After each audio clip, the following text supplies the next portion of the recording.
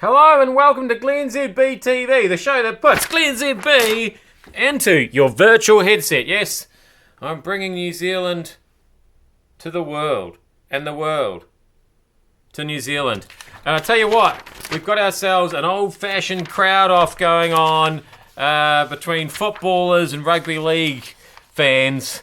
Noisy record football crowd in Wellington's Westpac Stadium, of course, for that compelling no-score game there. But they were loud, but they were well-behaved. Police have said, good job. Meanwhile, Tonga beats New Zealand and it's the end of the world in Otahu. So I don't know what to draw from that. So you're allowed to be loud, just not stand on cars and set fire to things. I think that there are some reasonably clear. I know it gets a bit confusing in the heat of the moment, and there's some sport going on in there somewhere as well.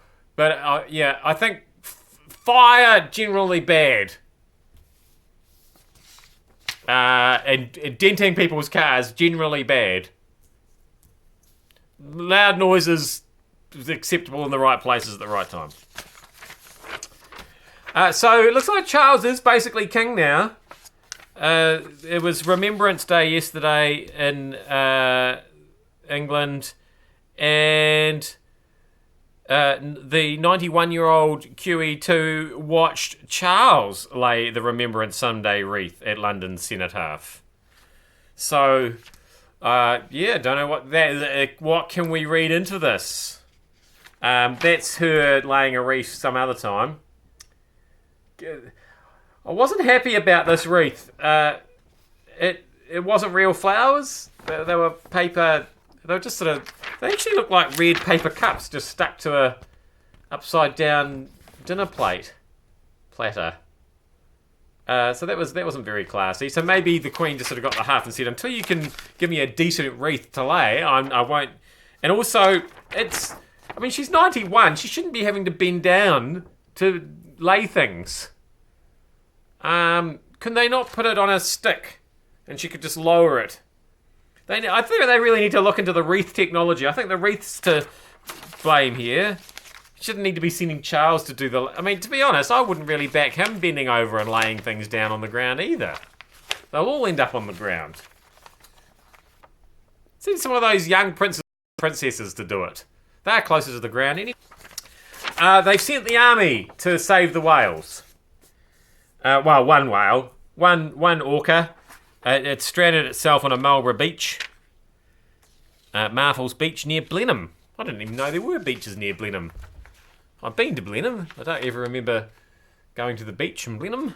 Anyway, maybe that's bloody global warming for you, isn't it? Anyway, so the army are going to be there. So I'm not quite sure how the army helps with the beach. I suppose they can just blow it up. I think that's been tried before, blowing up whales. Yeah, you get a bit of blubber fallout, obviously. But it probably solves the problem, more or less.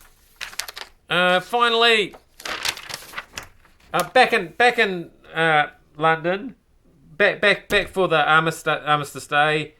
So they're not celebrations, are they? They're commemorations.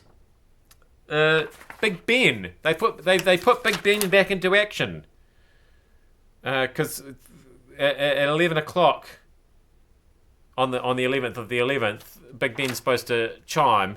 Because we all know that this is one of the most overhyped stories of the last year or so.